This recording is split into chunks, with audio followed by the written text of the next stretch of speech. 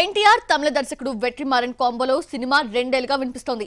ఇలాంటి వార్తలు వస్తాయే గానీ నిజమవుతాయా అన్న డౌట్ లో ఫ్యాన్స్ ఉన్నారు. అయితే స్వయంగా తారకే తన అభిమాన దర్శకుడు వెట్రిమారన్ అని చెప్పడమే కాదు, ఆయన ఎప్పుడంటే అప్పుడు తమిళంలో నటిస్తా అంటూ షాక్ ఇచ్చాడు.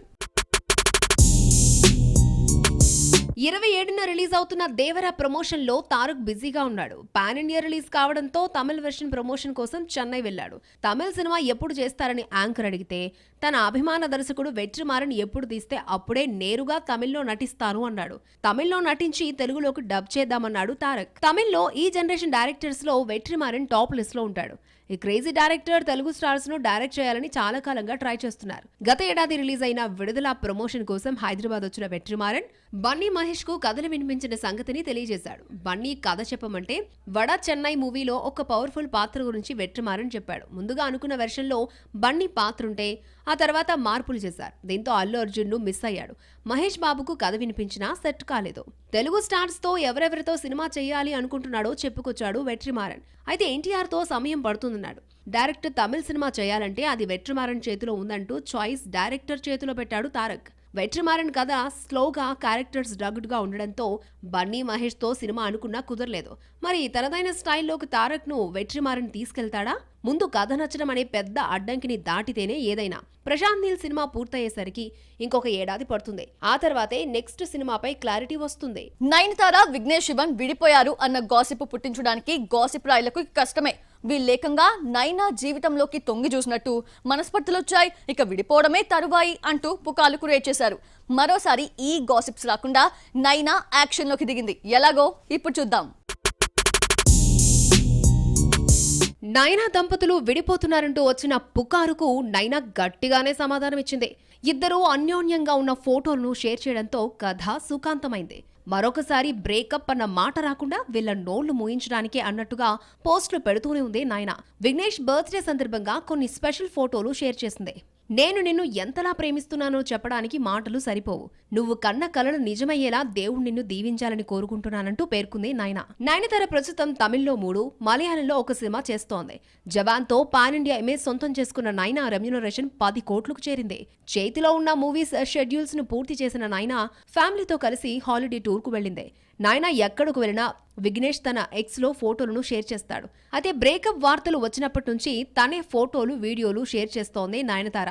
గాసిప్ రాయలకు ఛాన్స్ ఇవ్వకుండా విఘ్నేష్ పై ముద్దుల వర్షం కురిపిస్తోంది నైనా. సోషల్ మీడియాకు దూరంగా ఉండే నైనా బిజినెస్ లోకి దిగాక సొంత ప్రోడక్ట్ ను ప్రమోట్ చేస్తూనే బ్రేకప్ వార్తలకు ఫుల్ స్టాప్ పెట్టడానికి ఫ్యామిలీ ఫోటోలను పోస్ట్ చేస్తోంది. పిల్లల ఆటపాటలతో చిన్నపిల్లలా మారిపోయింది. ఈ మధ్యకాలంలో పిల్లలతో ప్రతి ఎంజాయ్మెంట్ మూమెంట్స్ ను ఇన్స్టా వేదికగా పంచుకుంటోంది. ప్రభాస్ సినిమా బడ్జెట్ పెరగడమే గానీ తగ్గడం ఉండదు. కల్కి లాంటి మైథలాజికల్ ఫ్యాంటసీ తీసినా, రాధేశ్యామ్ వంటి రెగ్యులర్ లవ్ స్టోరీ తీసినా బడ్జెట్ లో పెద్ద తేడా ఉండదు. అదేంటో గానీ 200 కోట్ల బడ్జెట్ తో మొదలైన రాజాసాబ్ బడ్జెట్ డబుల్ అయిపోయింది. ఇక సందీప్ వంగ డైరెక్షన్ లో నటించే స్పిరిట్ మొదలు కాకుండానే ఎంతకు చేరిందో తెలుసా? Watch the story. Baahubali Prabhas కు పాన్ ఇండియా ఇమేజ్ తీసుకురావడంతో పాటు బడ్జెట్ ను పెంచేసింది. డైరెక్టర్ విషయంలో డార్లింగ్ తేడా చూపించడు. స్టార్డమ్ లేని డైరెక్టర్ కు ఛాన్స్ ఇచ్చినా బడ్జెట్ మాత్రం 400 కోట్లు దాటాల్సిందే. రన్ రాజా రన్ తో దర్శకుడిగా పరిచయమైన సుజిత్ కు ఛాన్స్ ఇస్తే సాహో బడ్జెట్ 300 కోట్లకు చేరింది. జిల్ దర్శకుడు రాధామోహన్ కు ఆఫర్ ఇచ్చి లవ్ స్టోరీ రాధేశ్యామ్ ను చేతిలో పెడితే దాదాపు 300 కోట్లతో తీశాడు. చిన్న సినిమాలు తీసే మారుతి డైరెక్షన్ లో రాజాసాబ్ లో నటిస్తూ ఉంటే బడ్జెట్ 400 కోట్లకు చేరింది. సాహో, రాధేశ్యామ్, ఆదిపురుష్ వంటి వరుస డిజాస్టర్స్ తో విసిగిపోయిన ప్రభాస్ భారీ బడ్జెట్ కి పోకుండా 200 కోట్లతో సినిమా చేయాలనుకుని మారుతికి ఛాన్స్ ఇచ్చాడు. హారర్ కామెడీగా రూపొందుతున్న రాజాసాబ్ బడ్జెట్ 200 కోట్ల లక్ష్యంగా మొదలైన మధ్యలో సలార్, కల్కి సూపర్ హిట్స్ కావడంతో ఏమాత్రం తగ్గేదే లేదంటూ భారీగా ఖర్చు పెట్టేస్తున్నారు. దీంతో బడ్జెట్ 400 కోట్లకు చేరింది. కల్కి ఓ విజువల్ వండర్ కావడంతో 600 కోట్లు ఖర్చు పెట్టారు. హారర్ థ్రిల్లర్ రాజాసాబ్ కు 400 కోట్లు పెట్టడం విశేషం. ఆ తర్వాత సందీప్ వంగ డైరెక్షన్ లో నటించే స్పిరిట్ ప్రీ ప్రొడక్షన్ వర్క్ నడుస్తోంది. ఇంకా డైలాగ్ వెర్షన్ పూర్తి కాకుండానే బడ్జెట్ అంచనా 500 కోట్లు అంటున్నారు.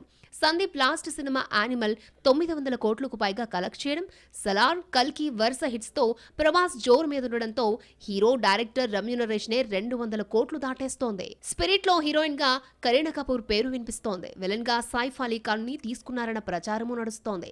రాజమౌళి, మహేష్ మూవీలోనూ కరీనా పేరే వినిపించడం విశేషం. స్పిరిట్ సెట్స్ పైకి రావడానికి ఇంకా 4 నెలల టైం ఉంది. ముందు రాజాసాబ్ ఫినిష్ చేసి హను రాఘోపుడి మూవీలో జాయిన్ అవుతాడు ప్రభాస్. ఐటమ్ గర్ల్స్ అంటే సెపరేట్ గా ఉండరు, హీరోయిన్స్ కూడా ఐటమ్ పాపలే. తమన్నా, శృతి హాసన్ రెగ్యులర్ గా స్పెషల్ సాంగ్స్ తో మెరుస్తారు. కానీ కొందరు భామలు మాత్రం కెరియర్ లో ఒకే ఒక్క ఐటమ్ సాంగ్ కి పరిమితం అవుతున్నారు. వాళ్ళెవరో చూద్దామా? తమన్నా, శృతి హాసన్ హీరోయిన్స్ గా నటిస్తూనే ఛాన్స్ వస్తే చాలు ఐటమ్ గర్ల్స్ గా మారి భారీ రెమ్యునరేషన్ డిమాండ్ చేస్తున్నారు. త్రిష ఫస్ట్ టైం ఎవరికీ చెప్పకుండా ఐటమ్ గర్ల్ గా మారిపోయింది. త్రిష చేతినిండా సినిమాలే. అటు అజిత్, కమల్ హాసన్ తో ఇటు విశ్వంభరలో చిరంజీవితో జతకడుతోంది. ఇంత బిజీ లైఫ్ లో గోట్ లో స్పెషల్ సాంగ్ చేసింది. ఇది ప్రత్యేక గీతం కాదు, సెలబ్రేషన్ సాంగ్ అంటూ త్రిష ఫ్యాన్స్ సమర్థిస్తున్నా మరి సెలబ్రేషన్స్ అంటేనే ఐటమ్ సాంగ్ కదా. త్రిష కెరీర్ స్టార్ట్ చేసి 5 ఏళ్లైనా ఇంతవరకు ప్రత్యేక గీతంలో కనిపించలేదు. బంగారం, వెల్లి తెరై, ఏం మాయ చేసేవే వంటి సినిమాల్లో క్యామియో రోల్స్ చేసినా ఐటమ్ సాంగ్ జోలికి పోలేదు. అయితే ఉన్నట్టుండి విజయ్ గోట్లో పసుపు చీరలో చిందులేసింది అమ్మడు. త్రిష ఐటమ్ సాంగ్ చేసిందా అంటూ మాట్లాడేసుకుంటున్నారు. విజయ్ తో ఉన్న ఫ్రెండ్షిప్ తో ఫస్ట్ టైం ఐటమ్ సాంగ్ చేసింది. గోట్ తర్వాత మరిన్ని ఐటమ్ ఆఫర్స్ వచ్చినా నో అంటూ రిజెక్ట్ చేసింది త్రిష. కాన్సల్లా త్రిష కూడా 1 మూవీ ఐటమ్ గర్ల్ గా మారిపోయింది. చందమామ ఎన్టీఆర్ కోసం జనతా గ్యారేజ్ లో ఐటమ్ గర్ల్ గా మారింది. పక్కా లోకల్ అంటూ ఐటమ్ సాంగ్ ను దున్నేసింది. ఆ తర్వాత ఇలాంటి ఛాన్సులు చాలా వచ్చినా రిజెక్ట్ చేసింది కాజల్. డివోర్స్ తర్వాత సమంత, పుష్పల ఐటమ్ గర్ల్ గా మారడంతో రకరకాల కామెంట్స్ వచ్చాయి.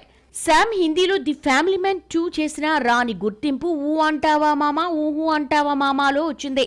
ఆ మధ్య చిట్ చాట్ లో మాట్లాడుతూ ఇక ఐటమ్ సాంగ్ చేయనని తెగేసి చెప్పేసింది సమంత. దసరాకు రావాల్సిన పెద్ద సినిమా కంగువా వాయిదా పడినా ఆ లోటుని రజనీకాంత్ వెట్టయాన్తో భర్తీ చేస్తున్నాడు. ఆల్రెడీ దేవరా 2 వారాల ముందే వచ్చేస్తున్నాడు. దసరా సీజన్ భర్తీ చేయడానికి మరో 5 సినిమాలు రెడీ అవుతున్నాయి. అవేంటో చూద్దామా? అక్టోబర్ 10న కంగువా, రజనీకాంత్, వేటయాన్ బరిలోకి దిగాల్సి ఉంది. సోలో రిలీజే బెటర్ అనుకున్న కంగువా టీం పోటీ వద్దనుకుని తప్పుకుంది. దీంతో దసరాకు సోలో స్టార్ గా తెలుగు, తమిళంలో అడుగు పెడుతున్నాడు రజనీ. సెప్టెంబర్ 27న వచ్చే దేవరాతో మొదలవుతోంది. అక్టోబర్ 2న గాంధీ జయంతి, దసరా కూడా కలిసొచ్చేలా హాలిడేస్ ను టార్గెట్ చేసి థియేటర్స్ లోకి వస్తున్నాడు. పండక్కి పెద్ద సినిమా అంటే దేవరా మాత్రమే. అయినా దసరా రోజు అక్టోబర్ 12 నాటికి థియేటర్స్లోకి వచ్చి 2 వారాలు కావడంతో ఈ కొత్త సినిమా పాత పడిపోతుంది. దీంతో దసరాకు స్పేస్ ఉండడంతో శ్రీను వైట్ల సినిమా విశ్వంను అక్టోబర్ 11న రిలీజ్ చేస్తున్నారు. అక్టోబర్ 10న రావాల్సిన సూర్య, కంగువా రాకపోవడంతో ఖర్చీఫ్ వేసేశాడు గోపీచంద్. దేవరాకు, వేటయాన్కు మధ్యలో అక్టోబర్ 4న శ్రీ విష్ణు స్వాగ్ రిలీజ్ అవుతోంది.